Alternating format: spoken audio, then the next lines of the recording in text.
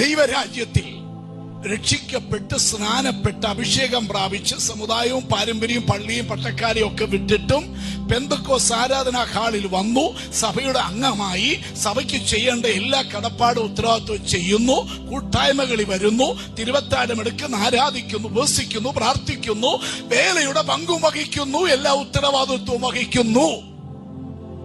എന്നാലും ദൈവത്തിന്റെ രാജ്യത്തിൽ ചില സ്വഭാവക്കാർ കാണുകയില്ല. ദൈവരാജ്യത്തിൽ എന്നില്ല, ജഡപ്രവൃത്തിയില്ല.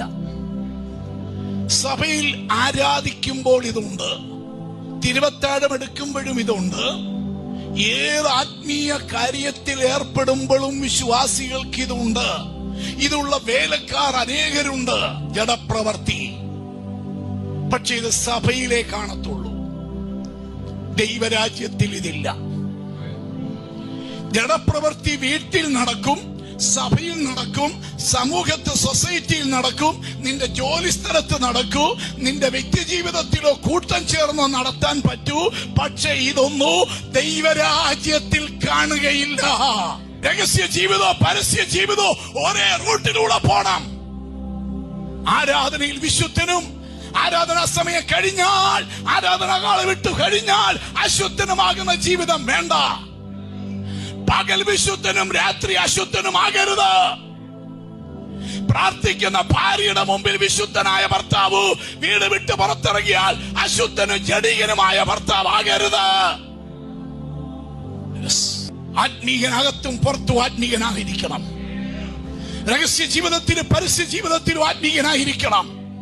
അവൻ വിശുദ്ധനായിരിക്കണം. ഒരിക്കലും നമ്മൾ അഭിനയിക്കുന്നവരാകല്ല. നമ്മൾ വേഷം മാറുന്നവരെ പോലെ, നാടകം കളിക്കുന്നവരെ പോലെ, സാഹചര്യം അനുസരിച്ച് അഭിനയിക്കുന്നവരാകല്ല. ഒറ്റ അഭിനയം, ഒറ്റ വസ്ത്രമേ ഉള്ളൂ, അത് ജീവിത വിശുദ്ധിയുടേതാണ്. ഇതാണ് ഒരു ഭക്തന്റെ ജീവിതം, ഇതാണ് ഒരു ആത്മീയന്റെ ജീവിതം. മനസ്സിലായോ?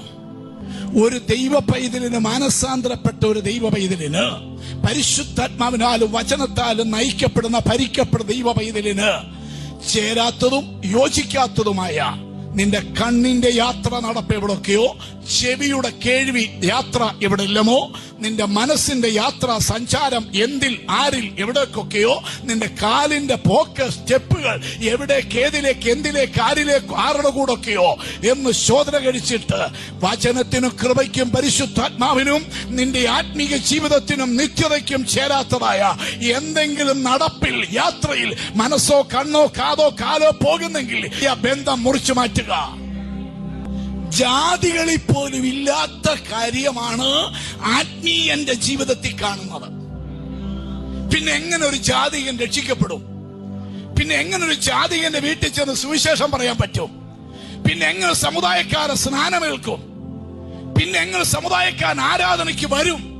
കാരണം അവന്റെ വീട്ടിൽ പോലും, അവന്റെ ജീവിതത്തിൽ പോലും ഇല്ലാത്ത ദുർനടപ്പാണ് ആരാധനയ്ക്ക് സഭയിൽ വരുന്ന സഭയിലെ അംഗമായ സഹോദരനിലുള്ളത്. തിയേറ്ററിൽ പോയി സിനിമ കാണുന്നില്ലെങ്കിലും വീട്ടിൽ ഇരുന്ന് കാണുന്നില്ലേ? ഓരോ സീരിയൽ വരുന്ന സമയത്ത് കാണുന്നില്ലേ? രസിക്കാറില്ലേ? സന്തോഷിക്കാറില്ലേ? വേദപുസ്തകത്തിലെ ശിഷ്യന്മാരുടെ പേരറിയാവോ? 12 ശിഷ്യന്മാരുടെ പേര് പറയാൻ എത്ര പേർക്ക് പറയാ? അതേസമയം മലയാള സിനിമാ നടന്മാരുടെ നടിമാരുടെ പേര് അതാന്ന് വെച്ച് ഇപ്പൊ പറയും. പെന്തക്കോസ്തുകാരാ, പെന്തക്കോസ്തുകാരി, നിനക്ക് വായിച്ച് രസിക്കാൻ സന്തോഷിക്കാനുള്ള ഏക പുസ്തകം നീ ചുമക്കുന്ന ഈ കറുത്ത വൈൻഡിട്ട പുസ്തകമാണ്. മറ്റൊരിക്കിളി കൂട്ടുന്ന ലേഖനങ്ങളും പുസ്തകങ്ങളും മാസികകളും നീ വായിച്ച് നീ രസിക്കാൻ വിധിക്കപ്പെട്ട ദൈവവൈതലല്ല.